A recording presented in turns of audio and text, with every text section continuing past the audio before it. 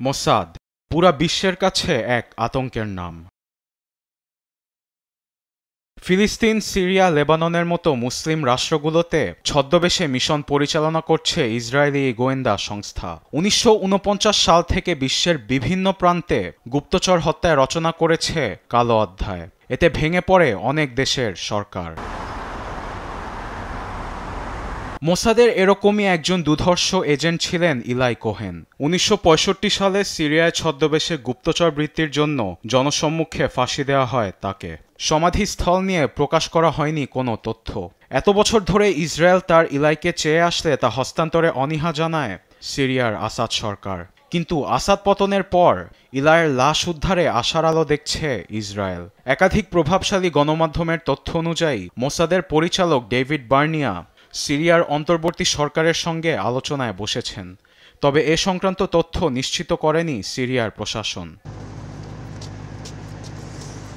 ১৯২৪ সালে মিশরের আলেকজান্দ্রিয়ার ইহুদি পরিবারে জন্মগ্রহণ করেন ইলাই কোহেন। ধর্মের কারণে ১৯৪৮ সালে তার পরিবার নতুন ভূখণ্ড ইসরায়েলে চলে গেলেও ইলাই থেকে যান মিশরে।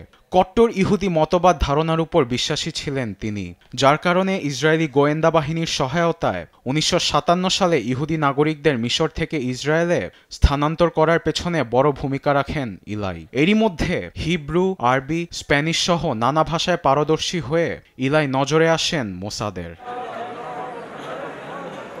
১৯৬০ সালে মোসাদের সবচেয়ে বিশ্বাসী এজেন্টদের খাতায় নাম লিখান কোহেন। তার ছদ্মনাম দেওয়া হয় কামেল আবিন থাবেত, যিনি একজন সিরিয়ান ব্যবসায়ী। সিরিয়াতে গুপ্তচরের জন্য পাঠানো হয় আর্জেন্টিনার বুয়েনোস এরিসে।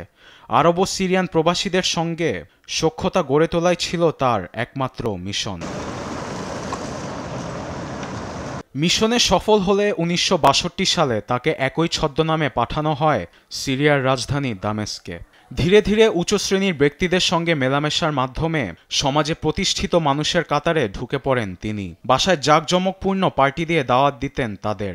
আসত সিরিয়ার রাজনৈতিক নেতারা, সঙ্গে ছিল সেনাবাহিনীর কর্মকর্তারাও। এভাবে তাদের থেকে হাতিয়ে নেওয়া হতো সিরিয়ার রাষ্ট্রীয় গুরুত্বপূর্ণ তথ্য, যা পাচার করা হতো মোসাদকে। এসব তথ্যের কারণে ১৯৬৭ সালের আরব ইসরায়েল যুদ্ধের মোড় ঘুরিয়ে দেয় ইসরায়েল। একটি রেডিওতে মোসাদের সঙ্গে কথা বলার সময় ইলাইকে শনাক্ত করতে পারে সিরিয়ার গোয়েন্দা সংস্থা। এর পেছনে সহায়তাও করেছে তৎকালীন সোভিয়েত ইউনিয়ন। ১৯৬৫ সালের শুরুতেই তার বাসায় অভিযান চালিয়ে গ্রেপ্তার করে নিরাপত্তা বাহিনী। গুপ্তচর বৃত্তির অভিযোগে তাকে নেওয়া হয় সিরিয়ার আদালতে। আন্তর্জাতিক মহলে ক্ষমার জন্য প্রার্থনা করেও কোনো লাভ হয়নি ইলাইয়ের। গুপ্তচর বৃত্তির জন্য জনসম্মুখে দেয়া হয় ফাঁসি। সিরিয়ায় মোসাদের তৎপরতা থাকলেও অনেক চেষ্টা করেও হদিস পায়নি ইলাইয়ের লাশের। ২০১৮ সালে শেষ উদ্ধার করা হয় তার ব্যবহৃত একটি হাতঘড়ি। কিন্তু এবার নিজ এজেন্টের দেহাবশেষ উদ্ধারে রাশিয়ার সহায়তায় চেষ্টা চালিয়ে যাচ্ছে মোসাদ। আরবেদ আফসার, নিউজ ডেস্ক, দেশ টিভি।